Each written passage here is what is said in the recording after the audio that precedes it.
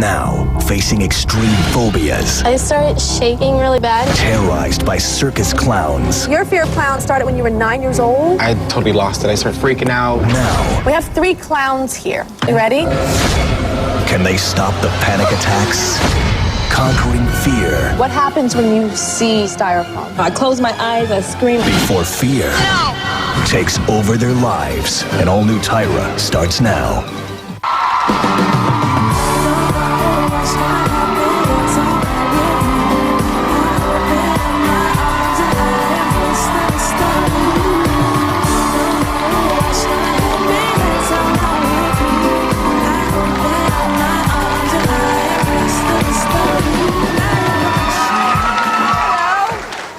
All right, everybody. I recently did a show that was incredibly difficult for me. And on that show, I finally faced my fear of dolphins. And that was one of the hardest days of my life. And since that show aired, the emails and phone calls and letters and even videos have been pouring in from so many viewers who are ready to confront their phobias too. Now here's a look at just a few of the phobia confessions that we received. Now they might seem funny to you, but believe me, these fears are 100% real. My fear is rabbits. I'm terrified when people touch me. I have the worst fear of velvet. Garden gnomes, beach, mascots. People don't understand how bad this fear really is. It freaks me out. It gives me the chills. This is a real fear. Fear. It's a normal instinct. If we didn't have it, the human race would have been over a long time ago. But some people are ruled by fear, dictating where they go and what they do. The National Institute of Mental Health reports that over 18% of Americans suffer from fears or phobias. And in today's climate, that number is growing every day. Now for most of us, receiving a big package in the mail is something that we look forward to. But for Arne, an unopened box only means that her worst nightmare is lurking inside. So tell us what you're dreading. What is your fear? I have a really serious phobia, and it's with styrofoam. Styrofoam. Yeah. What happens when you see styrofoam? It's really hard for me. I don't like to be around it, and whenever I encounter it, my first reaction is to get away from it as soon as I can. If I physically can't get away from it, then I close my eyes, I scream, whatever I can do to distract myself from it. Why do you think you're so scared of styrofoam? I've been dealing with it for a really, really long time, but I can remember being about 5 or 6, and my grandfather chewed tobacco, and there was all these spit cups around, you know, and I'm always seeing these little styrofoam cups. So you would chew the tobacco and then spit it in the cups. So there's these styrofoam cups everywhere, and my mother's going, don't touch it, don't go near it, don't, you know what I mean? So I'm hearing this, don't touch it, don't go near it, and so I'm just kind of like, from then on. You think maybe that's where it came from? You know, I hadn't thought about it before, but I think that's the earliest memory that I have of just seeing these cups everywhere. And your son gave you a gift from, like, he was at school, right? He made a styrofoam gift. Right. Actually, it was Easter, and they made these cartons to put their eggs in after they found them after the hunt, and the containers were made out of actual egg cartons. Styrofoam egg cartons.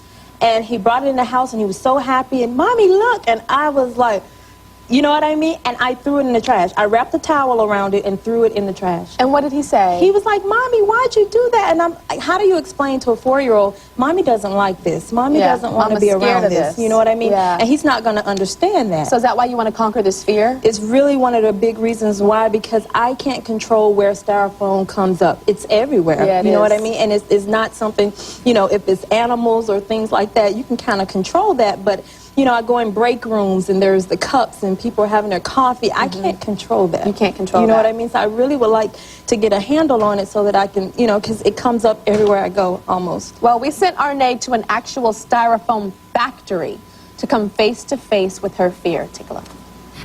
Yeah, I'm really ashamed about it because it's not like spiders or dogs or, you know what I mean? It's something that when people hear it, they're like, huh? You're afraid of what? I don't like talking about it. It's everywhere I go, which is really hard. It's really kind of hard to avoid it.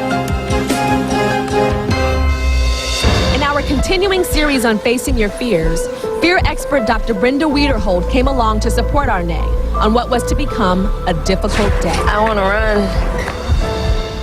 We brought Arne to a styrofoam plant to see if we could help her in overcoming her fear. Hi, I'm Susie Ramirez. Welcome to Williams Foam. Nice to meet you. Nice to meet you too.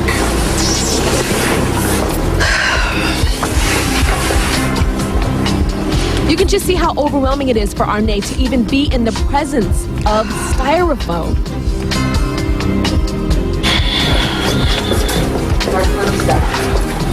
This is how the foam comes in blocks. Okay. Just stop from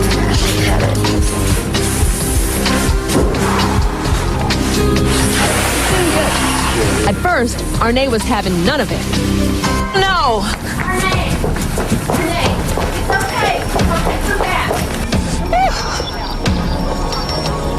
But after a few minutes with the doctor, she was finally ready to face her fear. Actually touching the styrofoam is something she'd never done before.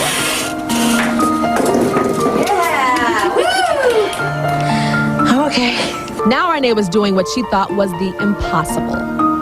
Arne was not only willing to touch the styrofoam, I'll take one. she also kept it in her hands for a while, something that terrified her only an hour ago.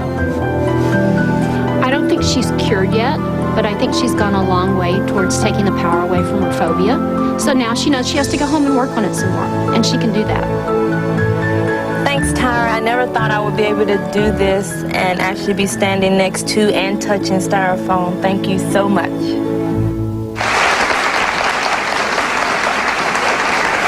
Arne, when I saw you running away from the styrofoam, I immediately thought back to my experience with the dolphins, because I got acclimated with the water and then they were going to bring the dolphins in, and I did the same thing. I ran. What were you thinking when you were running? Just wanted to get away from it. It was like mountains and mountains of styrofoam, like everywhere you look. And they were cutting it, so bits of it were on the floor, and it was under my feet, and it was... And I understand the sound is something for you, too. Yeah, the it was sound really, of styrofoam touching everywhere itself. It sounded like, it felt like I was inside of a piece of styrofoam. Really? It really You did. felt like it was all over you? It was everywhere. Everywhere I turned, it, you know, when I was trying to get away, I go this way, and it's there, and it's there, and it's under my feet, and it was really an experience. Well, fear expert Dr. Brenda Wiederhold is with us in the audience. Dr. Wiederhold. So have you ever heard of a fear of styrofoam before? I actually have. You This have? is one I had heard of. Yes, I have somebody on my Really? staff, actually, that has a fear of styrofoam. Really? So, Do you think it comes from her grandfather's styrofoam cups, or do you think it's something maybe deeper? I think that's a lot of it, is that she saw these cups. She was told by her mother, stay away, stay away. So a child goes, there must be something dangerous here. I'm being told to stay away from this. So I think that starts to reinforce that this is a dangerous thing. What's the difference between a fear and a phobia? A fear is something we all have. We all have fears of something. But when it starts to limit your life, when you start avoiding situations, avoiding doing things, when your quality of life is starting to suffer, that's when we say you have a phobia. That's when it's a phobia. Okay. Well, we have a challenge for you today, Arne. All right? And I want you to get up with me. I want you to get up with me right now. And I just want to let you know that if you can get past this challenge, there's something that's waiting for you that's amazing. So come on over here. Right? Here. Okay. Just stand right here. Now, this is made of styrofoam, but it's painted orange, okay? Stand by me. It's painted orange so that it doesn't look too much like styrofoam. But inside of here is an 18-karat white gold diamond pendant necklace from the Roberto Coin Cento Diamond Collection. And the cool thing is that the pendant necklace also has a ruby hidden on the back for good luck. All right, so there are diamonds inside of here waiting for you. A beautiful diamond pendant necklace. And if you can open it and get to it, that's for you. You like diamonds? We all like diamonds, don't we? Yeah? All right, do you think you can open that and get that diamond?